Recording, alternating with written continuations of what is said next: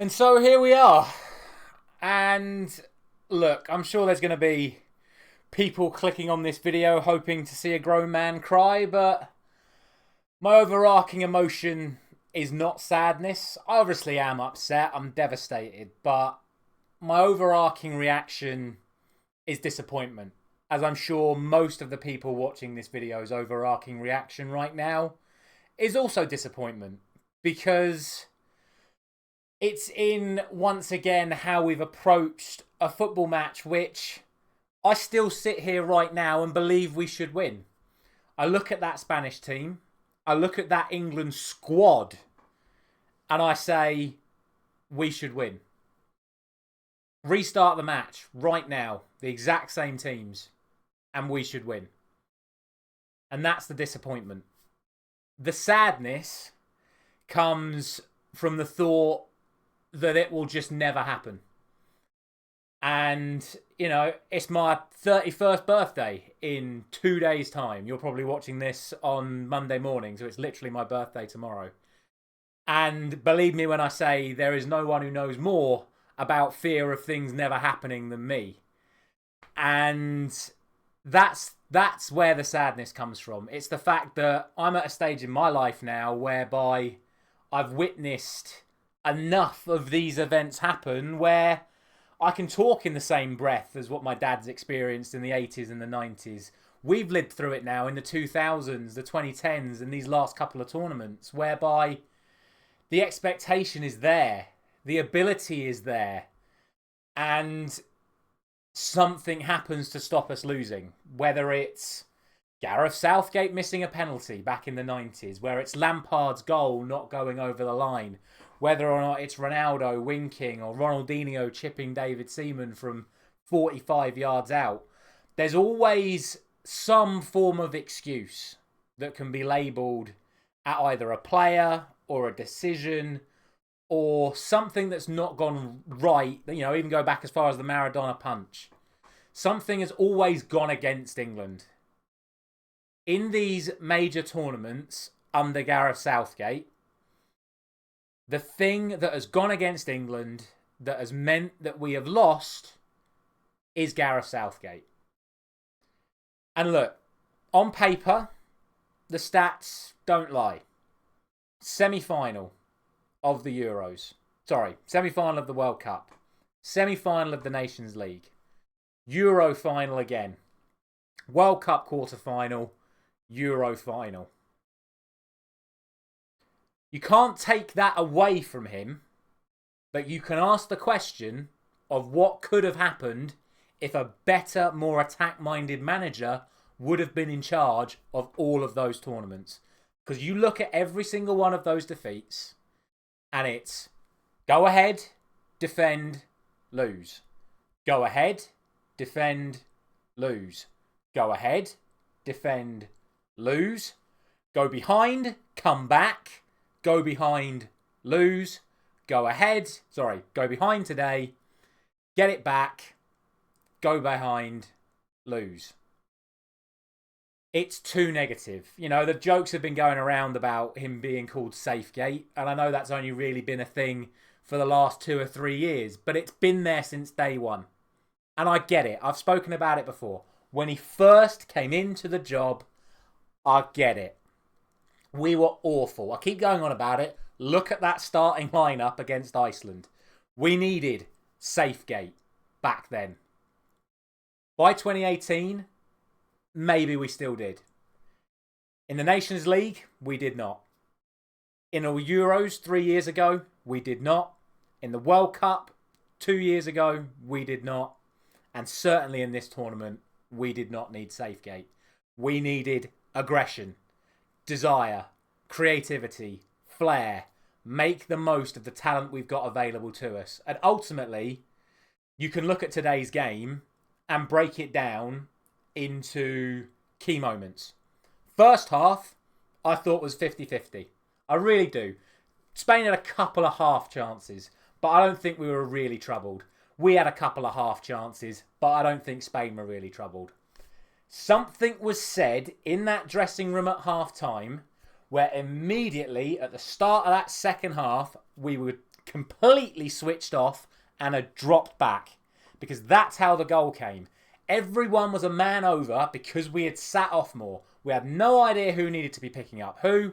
Yamal got the ball. Shaw's caught between two players. Gahey's caught between two players. Stone's caught between two players. Walker comes across to cover. Everyone shifts over one. Nico Williams is open at the back post. And it's 1-0. If I'm going to blame anyone for that goal, other than Gareth Southgate and his halftime team talk, it would probably just about be Mark Gahey for not putting in a challenge on Yamal and backing off. But in his defence, someone was making a run in behind him. But when you look at it, I do just think, could you have put a tackle in? But I'm not going to have a go at Mark Gahey because I said it yesterday. Mark Gahey was my player of the tournament for England. Not my overall player of the tournament. He's England's player of the tournament, Mark Gahey. Absolutely fantastic.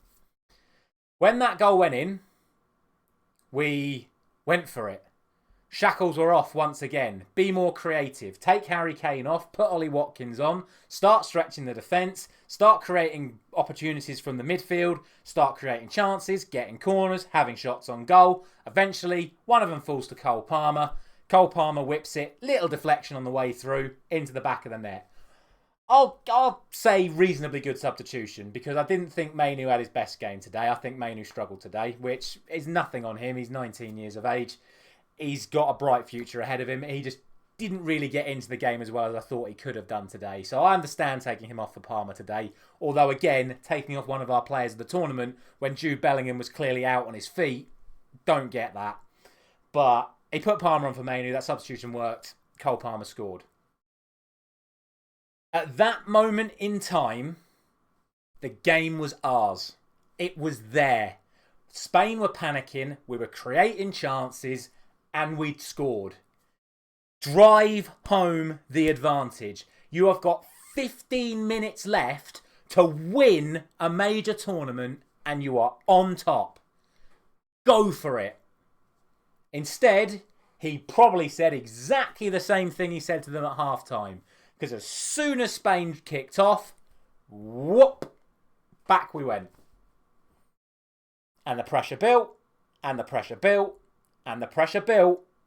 And then, right before Spain scored, the commentator announced that Conor Gallagher and Kieran Trippier were stripped off, ready to come on, and then Spain scored. And my question is not going to be, why were you about to sub Gallagher and Trippier on? My question is, why didn't you still sub Trippier on? Because surely it would have been for Luke Shaw. So, what was the reasoning for subbing Trippier on for Shaw if it then changes because Spain score? What's the tactical change that was being made there? That's my question. Because I think the honest answer is, still now, Gareth Southgate has no idea how to get the best out of this team. He just thinks this is what will work because it's been working. Work. He looks round at Steve Holland and he doesn't know what to do. He looks at his subs bench and he goes, that's a good player, that's a good player, that's a good player, that's a good player. Don't know what to do with him. Trent Alexander-Arnold didn't get on the pitch. Anthony Gordon played 4 minutes at the entire tournament. When we sat back, the only outlet was Ollie Watkins. He was the only outlet. So we've got Watkins, then we've got 5, then we've got 4. Because people didn't seem to pick up on this, but we played 4-2-3-1 today. We didn't play 3-4-3. We didn't play like that today. We played back to 4-2-3-1 again. So why that change was made, I don't know. But that's how we played. So when we sat back in that second half after equalising, it was 4-5-1 with Bellingham at left wing, who was knackered. If you're hanging on to a game, the best thing you can do is give yourself an outlet. Now, you can argue he had an outlet in Ollie Watkins, but when your only outlet's Ollie Watkins, the Spanish defence just went, well, whichever wing-back goes forward, the other wing-backs stay back with the 2 centre-backs, and we'll just have 3 people on Watkins, and whatever they do, they can't get out. You put Anthony Gordon on that wing for Jude Bellingham, we have an outlet. If we have an outlet, Spain are less aggressive. Because if we get the ball and send it in behind, they're in trouble. But instead, we sat deeper and deeper and deeper, and they shifted it across from side to side. Cucurella gets in round the back. I've seen people have a go at Kyle Walker for this, but if the left back's getting in, you've got to ask where Bukayo Saka was. Personally, cross comes in, marginal offside, 2-1, game over. Because it's too late. And look, there's always one chance, and we had one chance. And it was well saved by Unai Simon and then brilliantly cleared off the line by Dani Olmo. I genuinely thought we were going to score that. So I am a little bit gutted we didn't equalise there. But ultimately, it would have been just another moment. And that's the one part of his interview after the game that I actually agree with what he said. He said the players deserve credit for getting us in this position. And that is the truth. Because we got to this position through individual moments from individual players. Not because of his tactics, not because of team cohesion, and not because of resilience. We got into this position through moments. If we'd have got to extra time, it would have been because of Cole Palmer's moment. A moment which I promised her that I would mention came after one of my mates said the Lord's Prayer, the Gareth Southgate edition, and literally 2 minutes after she read that out, Cole Palmer got subbed on and scored from 25 yards. So I promised her I'd mention it. There you go. But that's it, right? That is it. If you want an excuse, because people always love an excuse, it's certainly not up there with a Maradona handball and a Ronaldo getting Rooney sent off and a Lampard shot over the line. But if you want something to take to your people at work today or whatever, 1 minute and 27 seconds. That's what you can give them. That's a free one from me. That's your excuse. Because that's how long the ball was in play from the 90th minute until the referee blew the full-time whistle. 4 minutes of added time were added. The ball was in play for 1 minute and 27 seconds. Because Watkins kicked someone who stayed on the floor for a minute. Then Saka, Cucurella run into Saka's elbow. He didn't elbow him. Saka's just shielding himself and Cucurella ran into it and fell over. He was down for a minute. Then there were 2 more free kicks. The ball was in play for 1 minute and 27 seconds. And the referee blew up bang on 94. There's your one excuse. But it's not enough. It's certainly not enough to save Gareth Southgate's job, in my opinion, despite the FA offering it to him. If he's got any sense about him, he'll have a look at what's happened. He'll have a look at the response that he's got from the media, from the public, and say enough is enough for his own sake. Because he's lost everyone. The only people he hasn't lost are the players. And I'll respect him for that. Because you cannot say that those players didn't put in a shift tonight exactly how Gareth Southgate wanted them to put in that shift. Because they were organised, they were safe, they gave it away a few too many times, but that's not because of the tactics, that's because they gave it away. If we were playing more aggressively and giving it away, passing it forward, it could be forgiven. But giving it away sideways, that's because of the that is mistakes built into a system of playing safe. So, for me, it's done. And I will leave you with one passing stat. Because like I said, the stats don't lie. You can take all of his achievements of where we've finished in all these tournaments under him. But don't forget we got relegated from the Nations League in the last tournament as well. But the final stat is this. In Gareth Southgate's 8 years in charge of England, we have played sides in the top 10 30 times. Including twice in this tournament. Once against the Netherlands, once against Spain. In those 30 matches against sides in the top 10 nations, we have won 7. And only 2 of them have been at major tournaments. The Germany quarter-final in Euro 2020 and the Netherlands semi-final the other day. Those are the only victories we have against top 10 nations in major tournaments. They are 2 of only 7 out of 30 under Gareth Southgate. If we are serious about winning something, the record against the big nations has to improve. Because we cannot keep relying on getting these easy runs to tournament semi-finals and finals.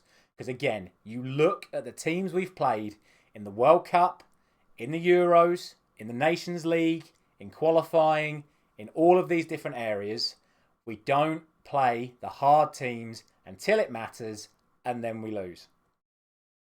And look, we beat Netherlands. We did. But we are ranked higher than them. So we would be expected to beat them. That's really all I have to say on it. I know this has been a long video, but it is a depressing one. It is a disappointing one.